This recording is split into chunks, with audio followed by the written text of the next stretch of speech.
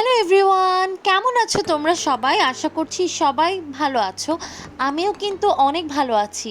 তো ঈদের ছুটি কিন্তু দেখতে দেখতে শেষই হয়ে গেল। তোমরা তোমাদের ঈদের ছুটিতে কী কী করলে আমাকে জানাতে কিন্তু একদম ভুলবে না। আর জানানোর মাধ্যম হচ্ছে কমেন্ট বক্স। তো আমরা দুইজন মিলে গল্প করছিলাম। আমরা চলে গিয়েছিলাম একটু চিল করতে চিলক্সে।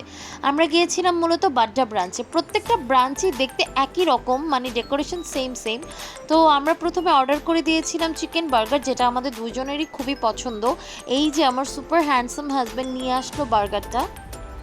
তো বার্গারটা খুব সুন্দর করে অ্যালুমিনিয়াম পেপার দিয়ে কভার করা ছিল। এই যে ব্যাপারটা আমার খুবই ভালো লাগে। তো এবার চলো আমরা বার্গারটা একটু খুলে দেখছিলাম। এই বার্গারটা খুবই জুসি থাকে, প্যাটিটাও খুব ইয়াম্মি থাকে, মানে আমাদের খুবই পছন্দের।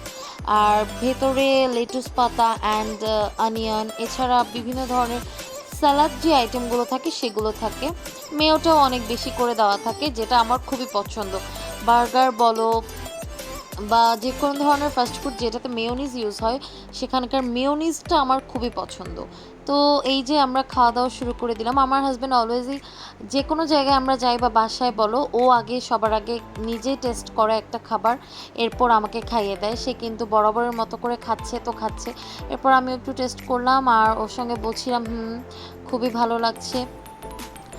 আর আমরা না খেতে খেতে অনেক গল্প করছিলাম। আমি একটু ভালোবেসে ওনাকে খাইয়ে দিলাম। আর সবসময় আমি প্রথমেই খাইয়ে দিই।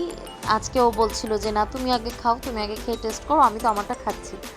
তো আমরা অনেক কথা বলছিলাম, খুব ভালো একটা সময় কাটাচ্ছিলাম, সত্যিই খুব ভালো লাগছিল।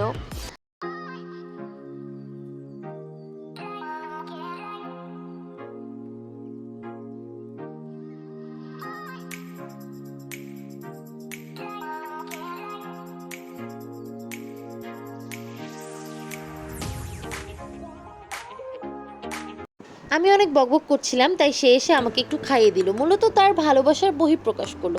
আমি একটা বাচ্চাকে দেখে সেই বাচ্চাটাকে নিয়ে ওর কানের সামনে গিয়ে একটু কথা বলছিলাম। আমার বাচ্চা খুবই ভালো লাগে।